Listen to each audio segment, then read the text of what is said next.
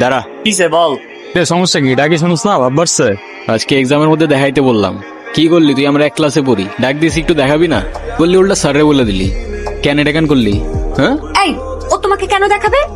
ও তোমাকে কেন দেখাবে? তোমার নিজের কি ব্রেন নাই? তোমার কি জ্ঞান বুদ্ধি কিচ্ছু নাই? তুমি বাসা থেকে পড়াশোনা করে আসতে পারো না?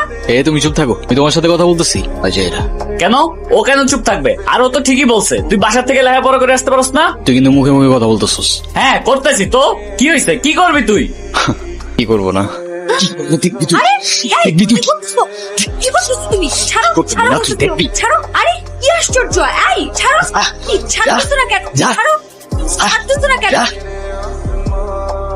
বেয়াদব ছেলে, রাস্তাঘাটে গুন্ডামি শুরু করছো? বস্তির ছেলে কোথাকার! তোমার তো দেখতেই বোঝা যায় যে তুমি একটা বস্তির ছেলে। পোশাক আশাক সবকিছু বস্তির ছেলে। বেয়াদব কোথাকার! আই চল। ইরা, কি ব্যাপার রকি, কিছু বলবা? তুমি জানো না কি বলবো? শোনো, আমি তোমাকে আগেও বলছি, এখন আবার বলছি, তোমাকে আমি পছন্দ করি না, আর কোনোদিন করবো না। তা শেষ। আসিফ আর রকির কথাবার্তা শুনে তো সুবিধার মনে হলো না। ইরা, তুমি কি ভেবে বলছো? তুমি জানো এর পরিণাম কি হতে পারে? রকি ইরার কাছে গেল, ইরা লেকের পারে একা বসে। কি? এর পরিণাম কি হতে পারে মানে? শোনো, আমি ভেবে বলতেছি, আর তুমি আমাকে স্বপ্নেও কোনোদিন ভাববে না। যাও তো যাও, আমাকে ডিস্টার্ব করবে না, যাও এখান থেকে যাও। আরে ধুর, আমি ইরাকে নিয়ে কেন ভাবতেছি? ইরা, তাহলে আর কি? কিন্তু রকি ছেলেটাও তো ভালো না। প্রেম যেহেতু করবাই না, আবার ইরার সাথে কোনো ঝামেলা করবো না। প্রেম করে যেটা করতাম সেটা করে ফেলি।